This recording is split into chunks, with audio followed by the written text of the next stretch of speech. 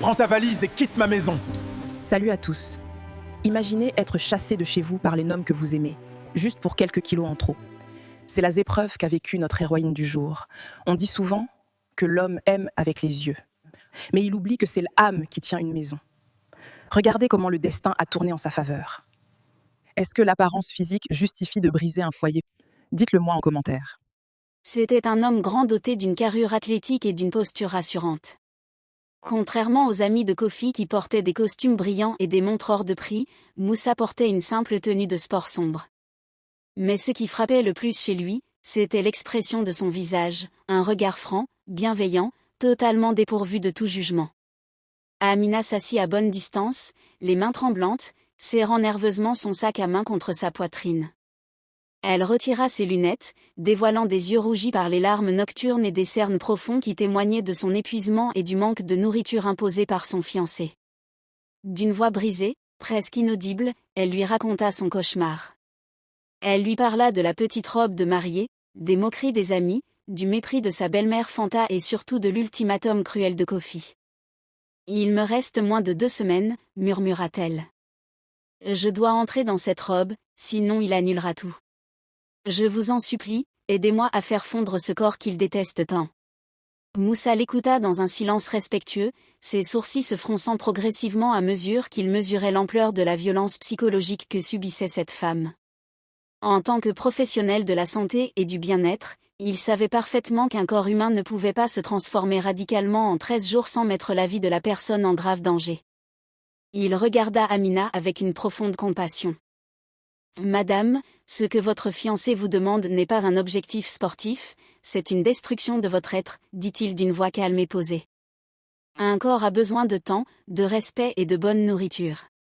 Si vous arrêtez de manger et que vous courez jusqu'à l'évanouissement, vous n'entrerez pas dans cette robe.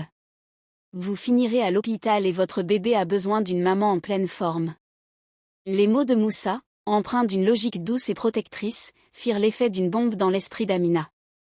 C'était la première fois depuis des mois que quelqu'un lui parlait avec respect. Pourtant, la peur de perdre sa famille était encore trop forte. « Je dois essayer, sanglota-t-elle. Il est le père de mon enfant. Je ne peux pas supporter la honte d'être rejeté devant toute la ville. Montrez-moi des exercices. Je ferai tout ce qu'il faut en cachette. » Si aujourd'hui, c'est vous qui avez besoin d'être écouté, de recevoir un conseil ou simplement de partager un moment, sachez que je propose désormais des appels privés. On peut discuter de tout dans la bienveillance. Le lien pour m'appeler est juste là, dans la description. À très vite pour la suite de cette histoire. Face à son désespoir total, Moussa accepta de l'aider, non pas pour l'affamer, mais pour la protéger d'elle-même. Il lui donna des conseils stricts, elle devait recommencer à boire de l'eau en quantité, manger en cachette des fruits et des protéines pour ne pas s'effondrer et remplacer les courses épuisantes de Kofi par des exercices de renforcement sain. Les jours qui suivirent furent un balai de mensonges et d'illusions. Le jour, sous l'œil inquisiteur de Kofi, Amina faisait semblant de ne picorer que quelques feuilles de salade. La nuit, elle appliquait les méthodes douces de Moussa, retrouvant un infime pourcentage d'énergie. Mais le temps filait comme du sable entre ses doigts. Le corps d'Amina commençait à se tonifier. Elle se sentait légèrement plus forte, mais sa morphologie ne pouvait pas s'effacer ainsi. Le ventre qui avait porté la vie refusait de disparaître d'un coup de baguette magique pour plaire aux critères superficiels d'un homme rongé par l'orgueil. La date du mariage se rapprochait inexorablement, tel un mur de pierre contre lequel elle allait inévitablement s'écraser. La veille du mariage, le ciel de la ville sembla refléter le désespoir d'Amina. Une tempête soudaine avait éclaté en début de soirée, déversant des trombes d'eau sur le toit de la luxueuse villa.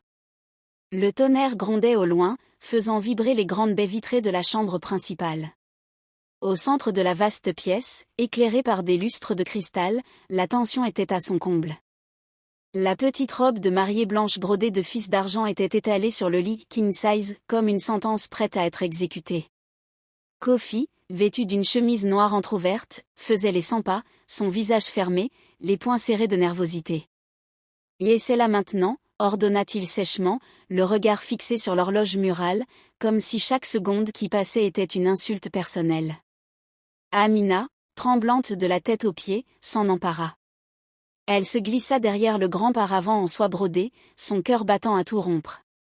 Elle connaissait déjà le résultat, mais l'illusion de l'espoir la poussait encore à croire au miracle. Elle enfila la soie froide sur sa peau, retenant son souffle à s'en faire mal aux poumons. Elle tenta de remonter la fermeture éclair dans son dos.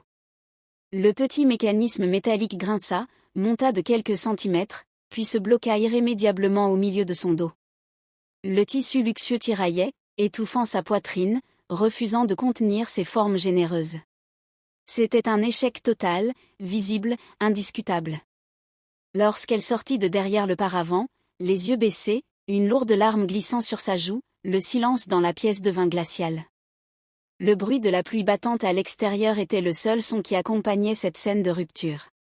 Kofi la regarda, ses yeux s'écarquillant d'un mélange de dégoût et de fureur.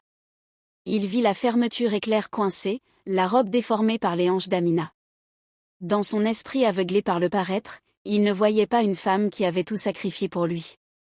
Il voyait l'humiliation publique du lendemain. Il entendait déjà les rires de ses amis au bras de leur femme, Skinny. « C'est terminé », hurla-t-il soudain, sa voix dominant le fracas du tonnerre. Son visage s'était déformé par une colère sombre. « Tu n'as fait aucun effort. Tu es incapable de te maîtriser. Tu me fais honte, Amina. Tu me fais honte devant mes amis, devant ma mère, devant le monde entier. » Fou de rage et incapable de gérer son propre complexe d'infériorité sociale, il se dirigea vers le grand dressing. Avec une brutalité froide, il commença à arracher les vêtements d'Amina de leur cintre, les jetant en boule dans 2 grandes valises de voyage posées à même le sol. « Kofi ? Non, je t'en supplie, regarde-moi. C'est moi, Amina, ne détruis pas notre famille pour une robe, criait-elle, tombant à genoux sur le tapis épais, essayant désespérément d'attraper la main de l'homme qu'elle aimait encore. Mais son cœur était verrouillé par l'orgueil. Il ferma les valises avec violence. Il agrippa fermement le bras d'Amina, sans la blesser, mais avec une force implacable qui ne tolérait aucune résistance, et la tira vers le grand escalier. Dans sa petite chambre adjacente, le bébé s'était réveillé à cause des cris et commençait à pleurer doucement. « Prends tes affaires et sors de chez moi », siffla Kofi en arrivant dans le vaste hall d'entrée. Amina, prise de panique, courut vers la chambre de son enfant, attrapant son bébé qu'elle enveloppa précieusement dans une épaisse couverture de laine chaude, le protégeant contre sa poitrine. Kofi ouvrit la lourde porte d'entrée en fer forgé. Le vent froid s'engouffra dans la maison, apportant avec lui les gouttes de la pluie torrentielle. Il jeta les valises d'Amina sur le parvis inondé. Le cuir luxueux s'abîma instantanément dans les flaques d'eau boueuse. « Le mariage est annulé », dit-il une dernière fois, se tenant sur le pas de la porte, insensible à l'image de la mère de son enfant pleurant sous l'orage. Il referma la lourde porte avec un bruit sourd et définitif, enclenchant les verrous de sécurité, scellant ainsi son destin dans l'isolement de son arrogance. Amina resta seule sous la pluie battante. L'eau glaciale ruisselait sur son visage, se mélangeant à ses larmes de désespoir.